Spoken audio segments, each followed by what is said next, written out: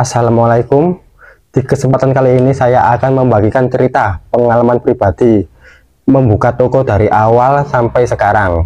Berapa modalnya, bagaimana cara mempromosikannya, dan bagaimana cara manajemennya, baik manajemen karyawan, manajemen stok, software kasir apa yang saya gunakan, dan lain-lain.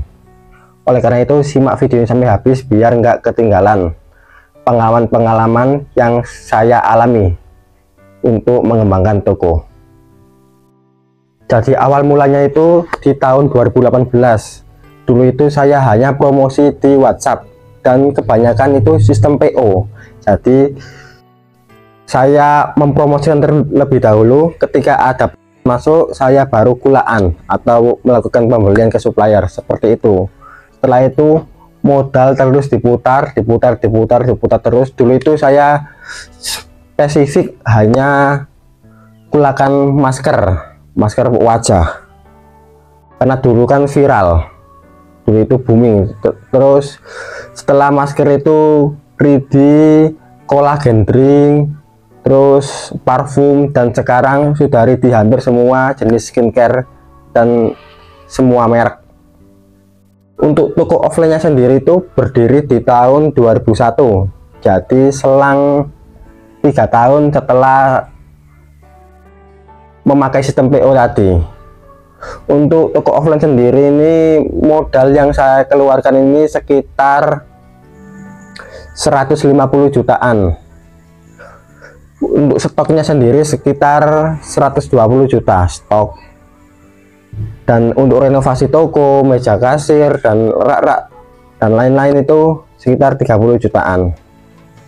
Dan untuk software yang saya gunakan ini saya bikin sendiri software kasirnya, karena kan saya itu berhubung toko saya kecil, saya itu perlu barcode, bisa bikin barcode sendiri seperti ini ya. Dan saya sudah mencoba beberapa software itu tidak support untuk cetak barcode, dan akhirnya saya bikin sendiri menggunakan web programming PHP framework Laravel. Kebetulan saya sendiri juga programmer. Kemudian untuk promosi saya lebih menggunakan Facebook untuk toko offline ya, karena Facebook itu tempat emak-emak berinteraksi, tempat orang tua berinteraksi, karena di desa ini juga tertarget. Kalau Facebook itu audiennya kan hanya teman-teman yang saling mengikuti, jadi sangat tertarget. Dan Instagram ini juga lumayan tertarget, karena Instagram kan konten kita ditonton oleh follower kita. Tentunya saya menargetkan follower di Instagram itu follower lokal, seperti itu.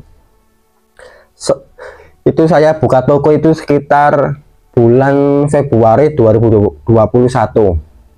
Kemudian 2 bulan kemudian saya mulai berjualan di marketplace. Pada saat itu cuma Shopee saja, dan alhamdulillah dengan adanya marketplace ini menambah kecepatan perputaran produk.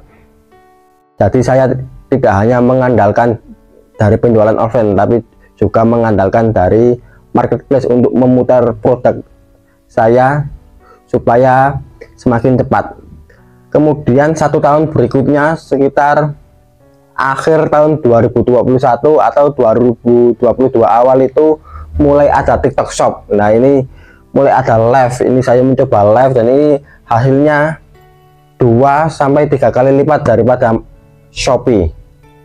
Sangat signifikan kenaikan penjualan dari marketplace online.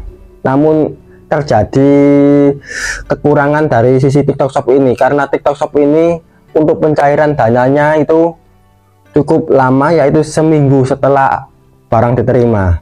Ini membuat saya agak sedikit bingung dan merencanakan strategi berikutnya. Dan strategi berikutnya itu untuk TikTok Shop itu saya tidak main perang harga, tapi saya itu membuat produk-produk bundling dengan margin yang sangat tebal, dan dengan margin yang sangat tebal tersebut saya bisa mengontrol menangani masalah lambatnya pencairan dana. Karena kalau margin tebal pasti kalau lambat sedikit untuk pencairan dana mungkin nggak begitu pengaruh. Sekarang untuk karyawan sendiri, awal mulanya untuk toko offline itu saya jaga sendiri, saya dan istri, kemudian ada adik kandung jaga sendiri. Setelah 3 bulan berlangsung untuk toko offline, saya mulai merekrut 1 karyawan, namun tidak full pagi sampai malam. Saya hanya pagi sampai siang, itu sekitar zuhur, terus lanjut lagi jam 4 sore sampai jam 8 malam. Setelah saya amati beberapa bulan kemudian itu kurang efektif karena banyak pelanggan itu kecewa, sudah mampir di toko tapi kondisi tokonya tutup.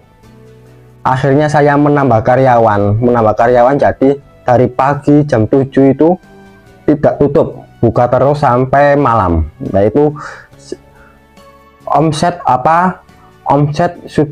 sudah bisa naik 2-3 kali lipat, padahal hanya menambah 1 karyawan omset bisa menambah 2-3 kali lipat, karena kan pelanggan nggak kecewa, nggak sampai kembali, sudah datang dari jauh-jauh kok tutup. Nah itu sudah saya evaluasi ya. Terus tata letak produk ini, untuk tata letak produk ini kita nggak boleh membingungkan customer. Kalau skincare itu kita harus mengelompokkan masker sendiri, parfum sendiri, aksesoris sendiri. Dan jika ada beberapa produk itu dari brand yang sama itu jumlahnya banyak, misalnya untuk brand Original atau Skintific itu kita ready komplit. Nah itu kita bisa spesifikasikan bisa kita kelompokkan sendiri. Berarti untuk facial wash Skintific, toner Skintific, terus krim moisturizer bisa kita kelompokkan jadi 1. Berarti kita bisa mengelompokkan tiap brand, atau jika produknya 12 itu kita bisa kelompokkan berdasarkan kategorinya, facial wash sendiri, toner sendiri, dan seterusnya ya.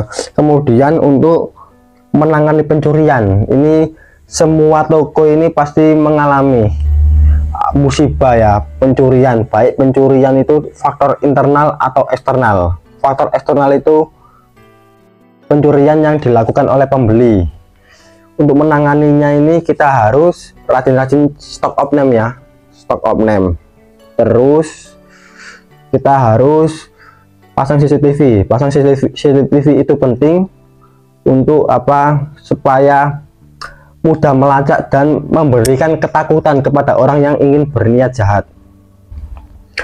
Kemudian setelah stock of name tadi ya, kalau dirasa ada beberapa produk yang sering hilang, kita harus memindahkan produk tersebut yang lebih aman. Bisa dimasukkan di etalase atau dipindahkan di dekat meja kasir agar bisa lebih mudah untuk memantau. Dan jika kita mengalami pencurian yang dilakukan oleh karyawan, misalnya ini juga beberapa itu terjadi yang viral-viral di TikTok dan di Instagramnya. Ini kita nggak boleh gegabah untuk menuduh atau menjustis karyawan. Kita harus mengumpulkan bukti yang jelas. Dan untuk karyawan yang melakukan pencurian ini menurut saya sangat fatal. Kalau saya itu langsung mengeluarkannya. Terus untuk manajemen stok, manajemen stok ini kita untuk produk skincare ini, untuk penataannya kita juga harus tertib. Barang yang masuk ke toko lebih dulu harus terdisplay paling depan atau harus laku duluan. Misalnya ada orang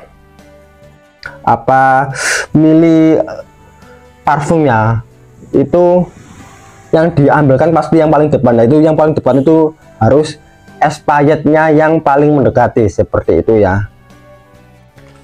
Kemudian untuk jualan online di marketplace, ini kita bisa membanding. Misalnya kita punya jualan sabun, untuk menghindari perang harga kita bisa membandingnya paket 2 sabun, paket 3 sabun, atau membanding dengan produk lain, banding glowing misalnya isinya sabun dengan scrub dan seterusnya seperti itu ya. Kemudian untuk menambah modal gimana, karena banyak terkadang kendala dari mempunyai toko retail itu masalah modal, mau kulaan modal nggak ada. Ini kita karena di skincare kan barang requestan dan barang brand-brand baru itu bermunculan terus, sedangkan perputaran di toko kita itu masih kurang besar, kurang cepat, sedangkan customer itu requestnya ingin diridikan produk-produk yang viral-viral yang baru-baru. Itu caranya kita bisa affiliate. Ini yang saya lakukannya, produk-produk di toko saya itu saya rekam, saya foto-foto, saya edit-edit sedikit, bahkan sebagian besar itu tanpa edit. Saya affiliate kan di TikTok dan Shopee affiliate, dan lumayan hasilnya itu bisa dibuat untuk menambahi modal di toko retail. Demikian pengalaman saya seputar dunia skincare dan toko retail ya. Bagi teman-teman yang ingin dibikinkan video tutorial atau pengalaman yang lain, bisa ketik di kolom komen. Terima kasih, jangan lupa like dan subscribe ya.